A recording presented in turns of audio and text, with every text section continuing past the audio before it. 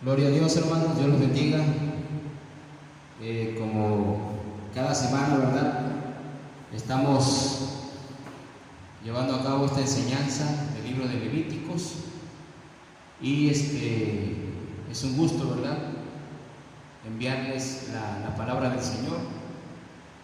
Y vamos a continuar, hermanos. Estamos terminando, ¿verdad?, la primera sección de este libro, que habla acerca de las ofrendas, y en todo lo que fue, ¿verdad?, los primeros 7 capítulos, concluyendo con esta enseñanza de este día, pues vimos, hermanos, las representaciones, ¿verdad?, qué significa y qué simbolismo tiene tanto para la iglesia como para lo que el Señor Jesucristo hizo en la cruz del Calvario, ¿verdad? Ofrendas y sacrificios, del versículo 1 al versículo 7. Ahí, hermanos, les recuerdo el templo, ¿verdad?, el tabernáculo, cómo era el tabernáculo que Dios había ordenado a Moisés que el pueblo, ¿verdad?, lo hiciera. Esa es otra representación del tabernáculo. Y también vemos, hermanos, los tipos de ofrenda, ¿verdad? 5 tipos de ofrenda que se hacían. Cada ofrenda tenía un significado importante, amén. Hay otro cuadro, ¿verdad?, también, donde nos marca qué tenía que hacer cada persona que estaba involucrada en esos sacrificios. Otro cuadro igual que nos marca, ¿verdad?, cuáles eran obligatorios, cuáles eran voluntarios, y qué significaba también cada ofrenda, cada sacrificio. El término, ¿verdad?, la palabra ofrenda es ofrecer, cuando se dirige a una causa noble, a Dios, a una divinidad, ¿verdad? También qué significa holocausto, es todo quemado, que sube. Sacrificio sacro, es decir, algo sagrado. Cuando uno hace un sacrificio, ¿verdad?, es algo sagrado. También cuando vimos la ofrenda por el pecado, otra figura, ofrenda del pecado al perdón, la ofrenda expiatoria y restitución, que fue la que se vio en la clase pasada. Y en esta clase, hermanos, vamos a ver sobre las leyes, ¿verdad? Nos dice ahí, si usted tiene la versión Reina Valera, dice leyes de los sacrificios, que abarca del capítulo 6, versículo 8, y todo el capítulo 7, ¿verdad?, hasta el versículo 38. Entonces, hermanos, ahí vamos a ver algo interesante, ¿verdad?, algo importante, que son las instrucciones específicas para el sacerdote en cuanto a las ofrendas. O sea, la forma en que se tenía que presentar, aunque en los capítulos anteriores había ya, ¿verdad?, unas instrucciones. Aquí en estos capítulos Dios vuelve a hablarle a Moisés, ¿verdad?, y le dice específicamente, porque ahí lo dice el versículo 8, habló aún Jehová a Moisés diciendo, o sea, que le habló todavía más el Señor a Moisés: manda a Aarón y a sus hijos y diles, esta es la ley del holocausto. Y ahí va mencionando, ¿verdad? Si nosotros vamos a ir viendo los versículos, ahí ya están marcados en la diapositiva, hermanos.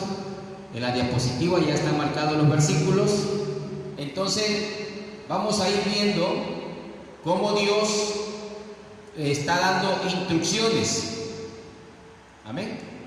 Cómo Dios está dando instrucciones específicas. ¿Eso qué quiere decir? Que Dios, hermanos, es un Dios de orden. La Biblia lo dice, ¿verdad?, en Corintios, ¿verdad? Hágase todo decentemente y en orden. Y el orden es de Dios, ¿verdad? El desorden es del enemigo, pero el orden es de Dios. Todo lo ordenado es de Dios. Todo lo que Dios, ¿verdad?, enseña, hermanos, es específico.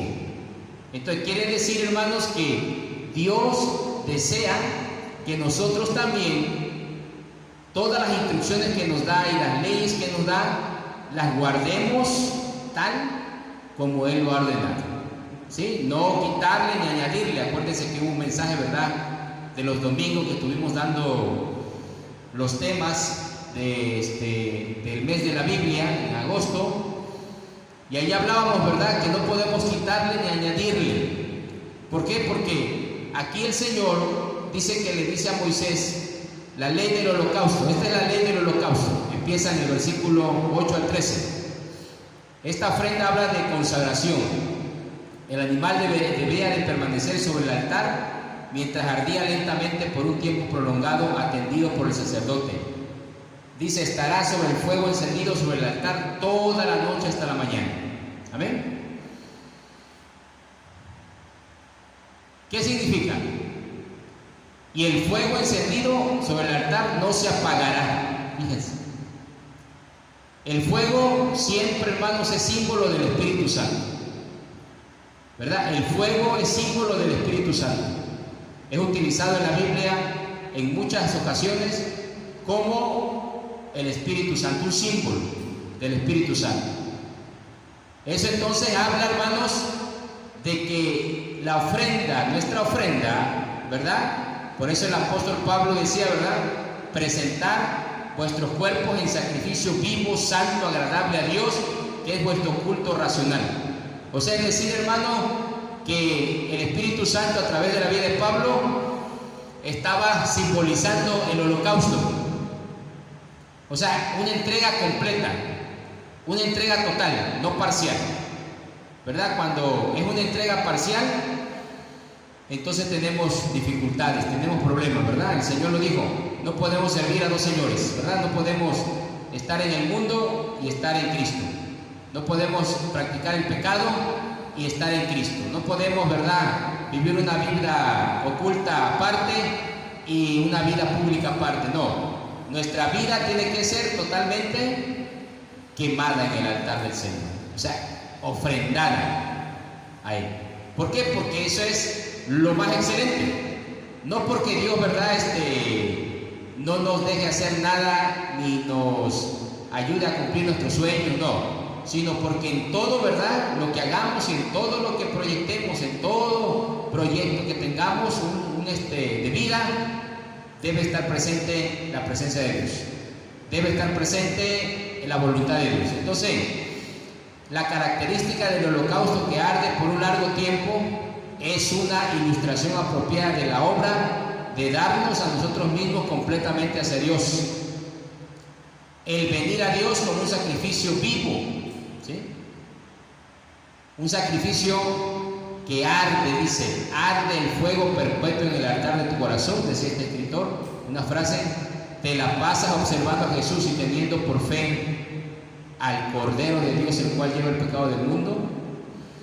Acordémonos que esta ley, ¿verdad?, tenía que cumplirse a como Dios estaba ordenando al sacerdote. Todo el protocolo, ¿verdad?, todo lo que a como Dios se lo ordenaba, tenían que hacerlo. No podían quitarle ni añadirle, ¿verdad? La palabra de Dios es así. Si usted dice, no, pero es que yo soy bueno para la oración, pero no me gusta leer la Biblia, no, ¿verdad? O sea, es algo completo. No, yo soy bueno para el estudio, para estudiar la Biblia, me gusta leer la Biblia, pero orar casi no me gusta. No se puede, ¿verdad? No se puede, tiene que ser integral, es completa la palabra, para que tengamos los beneficios. Acuérdense siempre, hermano, para que tengamos los beneficios, tenemos que cumplir con todo, con todas las cláusulas. Es como cuando usted contrata un seguro o alguna otra prestación, ¿verdad? Y hay una cláusula y dice, bueno, sí te pagamos el seguro, pero si cumple con estas cosas. Sí aplica la garantía, pero si cumple con todas las especificaciones, ¿verdad? Entonces hay veces que pedimos a Dios, ¿verdad?, las bendiciones, o pedimos a Dios las promesas, pero nosotros, ¿verdad?, la parte que nos corresponde no estamos cumpliendo. Entonces, cuando no cumplimos la parte que a nosotros nos toca hacer, pues no se cumple, ¿verdad? Hay veces que decimos, Señor, ¿y por qué esto? ¿Y por qué aquello? Porque algo, ¿verdad?, no estamos haciendo. Y entonces, hermanos, no podemos enmascarar nada, no podemos ocultar nada delante de la presencia de Dios, porque Él, hermanos, sabe todas las cosas. Y entonces aquí, hermanos, se tendría que cumplir cabalmente con lo que Él había ordenado. Amén. Gloria al Señor, aleluya. La ofrenda de granos, hermanos. Esta es la ley de la ofrenda. O sea, lo que le llamaban oblación también, ¿verdad? Oblación o ofrenda de granos. Una porción de dicha ofrenda le pertenecía a los sacerdotes. Él y su familia lo comían como un regalo santo. Toda ofrenda de sacerdote será enteramente quemada. Había una ofrenda de granos en particular que era parte de la ceremonia de unción y consagración para el sacerdote. Esta ofrenda de granos no debía de comerse, debía ser enteramente quemada delante del Señor. Aquí, hermanos, se especifican los dos tipos de ofrenda de granos, porque acuérdense que el pueblo ofrecía una ofrenda, pero cuando se consagraba a un sacerdote, entonces también había una ofrenda de granos. Eso ya lo vimos, ¿verdad? Representaba, hermanos, la bendición de la tierra que Dios proporcionaba a su pueblo, que Dios, hermanos, daba a la nación. O sea, es decir, el pueblo, hermanos, estaba agradecido y por lo tanto en agradecimiento ofrecían el fruto de la tierra. Amén. Ofrecían el fruto de la tierra. Eso entonces, hermanos, nos lleva a pensar de que Dios es nuestro proveedor.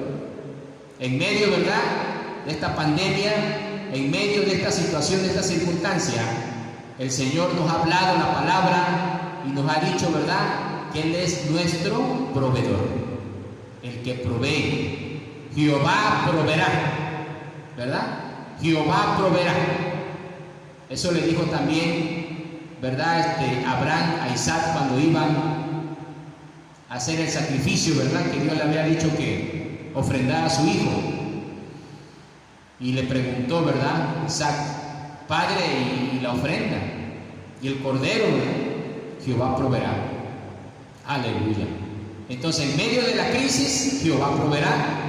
Por eso nosotros, ¿verdad?, el libro de Proverbios dice: honra a Jehová con tus bienes. Honra a Jehová con tus bienes y rebosarán tus graneros, ¿verdad? Tus lagares. El lagar era donde se machacaba la uva para sacar el vino, para el jugo de la uva, ¿verdad? Entonces, que si nosotros honramos a Dios con lo que nos ha dado, dice que aumentará todavía el Señor más, aún en medio de crisis. Acuérdense, aún en medio de situaciones complicadas. Sabemos que hay muchas situaciones complicadas, pero Dios tiene el control de todas las cosas y Él bendice, ¿verdad?, aún en el desierto. Bendijo al pueblo de Israel. Entonces, había una ley, la ofrenda de granos. Se tenía que cumplir del versículo 14 al 23. ¿Cómo se tenía que presentar? ¿Verdad? El Señor específicamente le dice al pueblo cuál era la forma en que tenía que hacerlo. Gloria al Señor, aleluya. También, hermanos, la ofrenda del sacrificio expiatorio. Esta ofrenda, ¿verdad?, de la expiación, o sea, de la culpa, una porción del sacrificio expiatorio era dejado y era dado a los sacerdotes.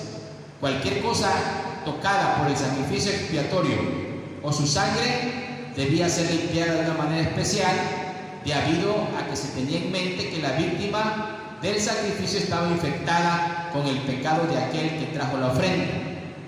Es decir, ¿verdad?, era una ofrenda que sustituía al que había hecho la culpa o al que había hecho el pecado. Era una ofrenda de sustitución. Dice: mas no se comerá ninguna ofrenda de cuya sangre se metiere en el tabernáculo de reunión para hacer expiación en el santuario. Cualquier porción de la ofrenda por el pecado hecha para la expiación nacional no podía comerse. Todo el animal debía de ser quemado delante del Señor. Solamente la porción de un sacrificio expiatorio hecho por parte de un individuo podía comerse. Fíjense qué significado tan grande. Cuando el pueblo, ¿verdad?, toda la nación pecaba, toda la ofrenda. ¿Por qué? Porque de acuerdo, ¿verdad?, también a la culpa, ¿verdad?, era el sacrificio. Por eso el Señor Jesucristo tuvo que darse completo, porque el pecado era mucho, ¿verdad? El pecado era mucho, era extremadamente abundante. Por eso la Biblia, ¿verdad?, cuando Pablo escribe, dice: cuando el pecado abundó, sobreabundó la gracia. Sobreabundó la gracia. Quiere decir entonces, ¿verdad?, que ese sacrificio total y completo, ¿verdad?, que el Señor derramó, porque se cree, ¿verdad?, algunos teólogos dicen que el Señor Jesucristo quedó sin sangre en su cuerpo. Toda la derramó. Toda la derramó. Por eso el Señor muere pronto. El Señor fallece pronto. Dicen algunos historiadores que cuando los romanos hacían crucifixión, dice que mucha gente estaba hasta 3 días ahí colgado en la cruz. ¿Por qué? Porque no se desangraba, y una persona, aunque no coma, puede tardar sin comer 3 días y no se muere. Y si le estaban, ¿verdad?, a lo mejor hasta le pasaban líquido, porque habían personas, familiares, incluso que se quedaban ahí. Habían familiares ahí que se quedaban en la cruz. Ustedes saben, cuando el Señor pidió, ¿verdad?, agua, cuando pidió algo, que le pasaron agua con vinagre, porque supuestamente el vinagre era un atenuante para el dolor. Ahí estaban sus familiares al pie de la cruz. Y mucha gente, ¿verdad?, que moría de esa forma, crucificado, ahí permanecían sus familiares. Y probablemente al verlo, ¿verdad?, en agonía, no lo podían, claro, desclavar, no lo podían quitar, porque allá habían soldados también, pero sí le permitían pasarle, ¿verdad? Y la víctima ahí sufría, ¿no? Ahí estaba padeciendo. Pero muchos atribuyen, hermanos, a la muerte pronta del Señor, porque Él no tardó mucho. La atribuyen a que toda la sangre, cuando llegó el momento, ¿verdad?, en que ya la sangre fue muy mínima o casi ya prácticamente nada, entonces vino el paro cardíaco al cuerpo del Señor. Ya el corazón, ¿verdad?, ya no tiene que bombear más. Entonces, hermanos, por eso sabemos, ¿verdad?, que nada, ni una gota de sangre quedó en el cuerpo del Señor. Así fue el castigo, ¿verdad? Así fue, hermanos, los golpes que recibió. Así fue la forma tan tremenda, ¿verdad?, en que lo golpearon, que prácticamente fue desangrándose todo el camino. Todo el camino fue desangrándose. Incluso la Biblia dice que en el Getsemaní, ¿verdad?, en el libro de Lucas, el médico Lucas lo menciona, dice que aún el estrés tan grande que tuvo el Señor en ese momento, orando y sabiendo lo que le venía y lo que iba a padecer, dice que su sudor empezaron a romperse vasitos, ¿verdad?, vasitos capilares del cuerpo. Su sudor empezó, hermanos, a segregar sangre igual. Ya desde ahí comenzó el Señor, ¿verdad?, a perder sangre. Ya estaba en la agonía, ya estaba por nuestros pecados. Entonces, ese sacrificio, hermanos, así es. Por eso hay que valorar el sacrificio del Señor, amén. Hay que valorarlo extremadamente, porque costó cada gota de la sangre del Señor. Y por eso en la cruz del Calvario, cuando Él llega, Él fallece rápido. ¿Por qué? Porque su sangre ya iba siendo derramada poco a poco, ¿verdad? Totalmente. Quiere decir que ahí, hermanos, era un pecado muy grande. Eso simboliza lo que el Señor hizo en la cruz del Calvario. Por eso le adoramos y le glorificamos, hermanos. Aleluya. Bendito sea su santo nombre para siempre. Vamos a ver, hermanos. Asimismo, esta es la ley de la culpa, ¿verdad? en el capítulo 7, si ustedes ya no lo puse ahí, ¿verdad? Pero ahí en su casa ustedes pueden ver, asimismo, esta es la ley del sacrificio por la culpa, es cosa muy santa. En el lugar donde degüellen el holocausto, degollará la víctima por la culpa y rocerá su sangre alrededor sobre el altar, y de ella ofrecerá toda su grosura, la cola y la grosura que cubre los intestinos, los 2 riñones, la grosura que está sobre ellos y la que está sobre los ijares, y con los riñones quitará la grosura de sobre el hígado. Y el sacerdote lo hará arder sobre el altar, ofrenda encendida a Jehová, es expiación de la culpa. Todo varón entre los sacerdotes la comerá, será comida en lugar santo, es cosa muy santa. Esto recuerda, ¿verdad?, a lo que el Señor hizo en la última cena que le conocemos, que era la Pascua, ¿verdad? El Señor le dijo a los discípulos: esta es mi carne, ¿verdad? Eso cuando hacemos la Santa Cena, hermanos, acuérdense, dice: todo varón de entre los sacerdotes lo comerá, la comerá, será comida en lugar santo, es cosa muy santa, aleluya. Por eso el Señor, ¿verdad?, eso le dijo a los discípulos: el que pruebe este pan, ¿verdad?, que es símbolo de mi carne, es cosa muy santa. El que tome el jugo de la vid, que es mi sangre, símbolo de mi sangre, es cosa muy santa. Por eso cuando practicamos, ¿verdad?, la Santa Cena, que hacemos ese simbolismo, siempre le decimos: Señor, perdónanos si en algo te hemos fallado, si hemos pecado.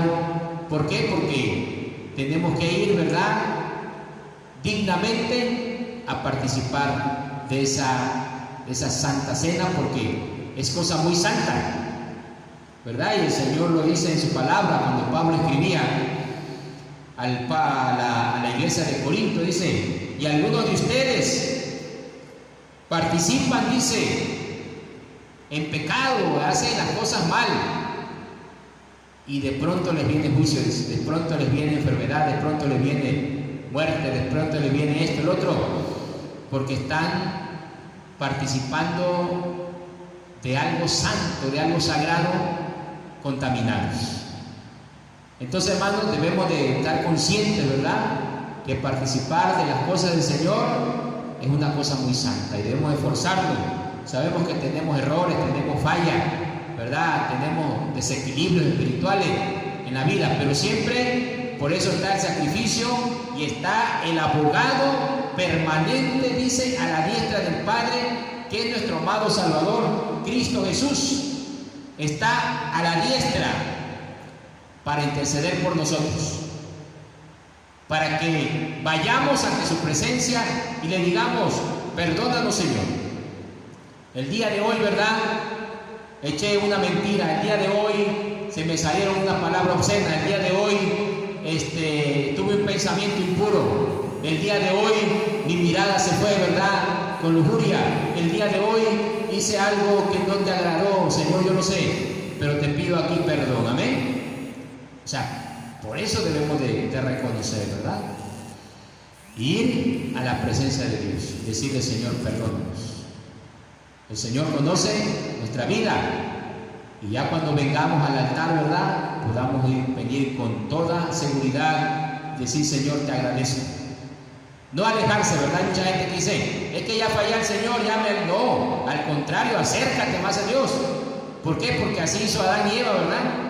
En lugar de acercarse y decirle: Dios, perdónanos, Señor, ten misericordia, ¿verdad?, se alejaron, se escondieron de Dios. No, eso es lo que quiere el enemigo siempre, que nos escondamos de Dios. Pero el Señor desea, así como el hijo pródigo, que regresemos, ¿verdad?, al hogar, que volvamos. Entonces, hermanos, es lo que tenemos que hacer en el nombre del Señor Jesucristo. La ley del sacrificio y de la acción de gracia, capítulo 7, igual versículos 11 y 12. Esta es la ley del sacrificio de paz que se ofrecerá a Jehová.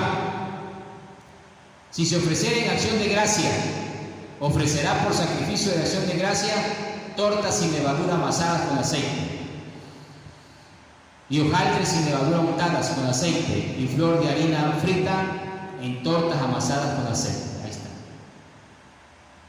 ¿Por qué, hermanos, el sacrificio de paz, que ya lo vimos en la clase pasada, que era de entera consagración a Dios, de una actitud de comunión, comunicarse con Dios, en comunión con Dios, la ley del sacrificio de paz, ¿verdad?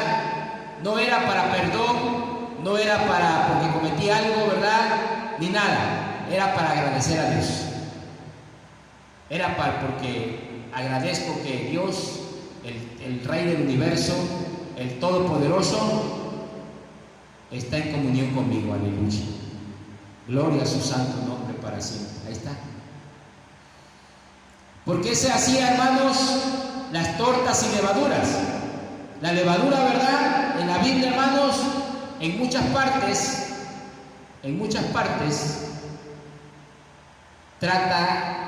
es sinónimo de pecado. ¿Ah? Es sinónimo de pecado. Entonces, ¿por qué? Porque esponja, ¿verdad? Sinónimo de orgullo, ¿verdad? De vanidad. Ustedes saben que la levadura se usa para esponjar el pan, ¿no? Para que el pan, al hornearlo, pueda englobarse, ¿no? A aumentarse. Entonces la levadura, hermanos, pues eso representa la vanidad, el orgullo, la altivez, ¿verdad? Que uno puede hacer. Leía yo un artículo sobre ginecología y en la parte que hablaba sobre el parto de las mujeres, decía que a veces en las películas, ¿verdad? Cuando hacen una simulación de un alumbramiento, el niño a veces dice que nace con la boca hacia arriba, ¿no? Con la cara hacia arriba. Y entonces dice la doctora, eso es imposible, dice, o no sucede regularmente, dice, porque todos los bebés, dice, es muy raro que nazca, dice, un bebé con la cara hacia arriba. Siempre la mejor posición, dice, para ponerse, y que todos casi la tomamos cuando vamos a nacer, es la posición con la boca o la cara hacia abajo. Fíjense, a mí me asombró eso, porque eso quiere decir que siempre nuestra cerviz, ¿verdad? Que es aquí en la parte de la espalda alta, aquí del cuello, ¿verdad? Cuando dice la Biblia, dice, son duros de cerviz. Son duros de cerviz. Cuando le dice la Biblia eso, es porque está hablando que no inclinamos, o sea, no nos humillamos, que no nos humillamos ante Dios, que nos portamos así erguidos como que retando, ¿verdad? Al Señor. Entonces, cuando nacemos, hermanos, o sea, eso es avalado por la ciencia, ¿no? Cuando nacemos siempre tenemos que venir, porque si no, no podemos, ¿verdad? Tenemos que venir con nuestra cabeza hacia abajo. Amén. Ese ya es la naturaleza que Dios dejó, ya es un indicativo que el ser humano tenemos que estar humillados ante Dios, porque Él es el Todopoderoso, y reconocerlo en todas las cosas. Aleluya. Entonces la levadura es un símbolo de eso. Tenían que reconocer que Dios era el de todas las cosas. Entonces era sin levadura porque era sin orgullo, sin vanidad, sin altivez, ¿verdad? Hay veces que si hay una exhortación, cuando hay un consejo o algo, a veces decimos, no, eso, o sea, la altivez, ¿verdad? Salta. Todavía hay levadura en nuestra vida. Cuando eso, todavía hay levadura. Tenemos que quitar la levadura, ¿verdad? La levadura. Dice que la torta se amasaba con aceite, ¿verdad? Quiere decir, el aceite igual símbolo del Espíritu Santo. ¿Quién nos puede ablandar, verdad? ¿Quién nos puede, hermano, suavizar? ¿quién nos puede, verdad, doblegar? El Espíritu Santo. El Señor lo dijo igual, ¿verdad? Que el Espíritu Santo es el que convence al mundo de pecado. Nosotros no podemos doblegar a nadie, ¿verdad? El Espíritu Santo. Nosotros le hablamos la palabra, pero el Espíritu Santo se encarga de ablandarlo, porque nosotros no tenemos ese poder, ¿verdad? Ahí está el aceite, ¿verdad? Las tortas con aceite, o sea, y hojaldras sin levadura untadas con aceite, ¿verdad? Y flor de harina frita en tortas amasadas con aceite. Ahí está el aceite, hermano. Aleluya. El aceite de la unción, el aceite que ablanda, el aceite que, hermanos, suaviza. Gloria al Señor, aleluya, bendito sea Cristo para siempre. Y vamos a ver la última, hermanos, que son los versículos 37 y 38 del capítulo 7. Dice, esta es la ley del holocausto, o sea, ahí hace un resumen ya Moisés, ¿verdad?, de lo que Dios le da. Esta es la ley del holocausto, de la ofrenda, del sacrificio por el pecado, del sacrificio por la culpa, de las consagraciones y del sacrificio de paz.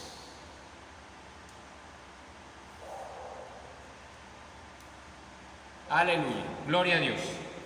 Entonces, hermanos, aquí terminamos, ¿verdad?, esta clase.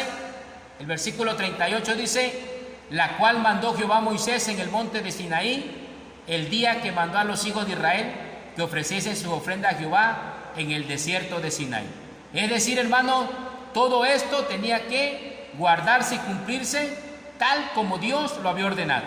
Esperemos en Dios, ¿verdad?, que esta primera sección del libro les haya servido, hermano, para que podamos nosotros esforzarnos a hacer lo que Dios nos ordena que hagamos y no lo que nosotros queremos hacer. Acuérdense que la palabra es de Dios, el mensaje es de Dios y tenemos que obedecer a Dios. Amén. Es mejor los sacrificios, es mejor la obediencia. Es mejor la obediencia que los muchos sacrificios. Dios les bendiga, hermanos, Dios les guarde. Que sigan el Señor bendiciendo sus vidas. Amén.